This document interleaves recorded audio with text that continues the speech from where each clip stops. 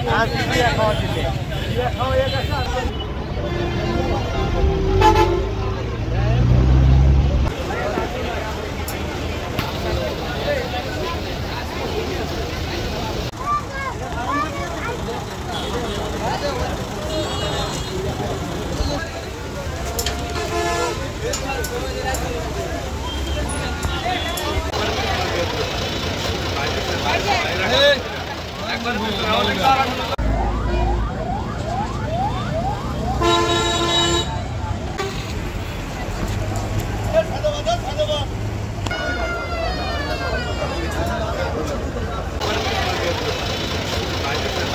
দাম তো আমাদের সিটের প্রয়োজন, সেই সিট পাইতেছি না ভাই।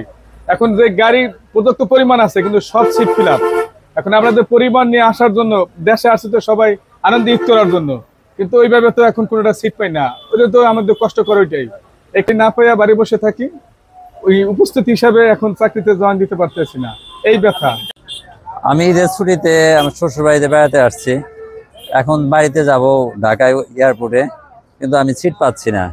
সব গাড়ির বলতেছে সিট নাই, সিট নাই। বাচ্চা বউ বাচ্চা নিয়ে এখন ঢাকায় ফিরতে পারতেছি না, কোনো কাউন্টারে কোনো টিকিট পাচ্ছি না। তো আগে টিকিট তুলনামূলক স্বাভাবিকভাবে পাইতাম, একটু ভাড়া বেশি হলো, এখন ভাড়া বেশি তাও পাচ্ছি না। আগে 300 টাকা ভাড়া, এখন 400 টাকা দিয়েও টিকিট পাচ্ছি না। এখন সবারই ভোগান্তি, গাড়িও তুলনামূলক কম।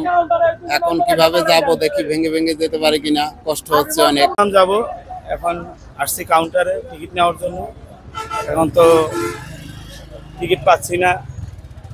এখন ভেঙে ভেঙে যাইতে হবে, ভাড়াও বেশি, আপনার এই গাড়ি কোনো সিট নাই, এখন ভেঙে ভেঙে যাইতে হবে, আর কিছু করার নেই। মিরপুর থেকে ঢাকায় যাচ্ছি, অ্যাজ ইউজুয়াল 300 টাকা টিকিট হলেও আজকে 400 টাকা দিয়ে যেতে হচ্ছে।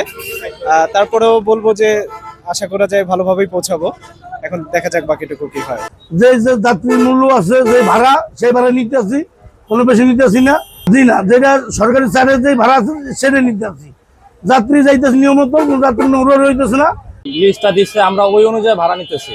ওই জায়গা থেকে 395টা, সেক্ষেত্রে আমরা 400 টাকা নিতেছি যাত্রী থেকে। সিট পাচ্ছে না দেখা যাচ্ছে আমাদের মাদারীপুরের 3 পরিবহন, তো এর থেকে যাত্রীর তুলনার যাত্রীর পরিমাণটা বেশি আমাদের বাস থেকে। আর বরিশালের যেই আগে বাসগুলো থাকতো, ওইগুলা বরিশাল থেকেই কভার ফুল আসতেছে। দেখা যাচ্ছে এদিকে আমাদের চাপটা একটু বেশি পড়তেছে।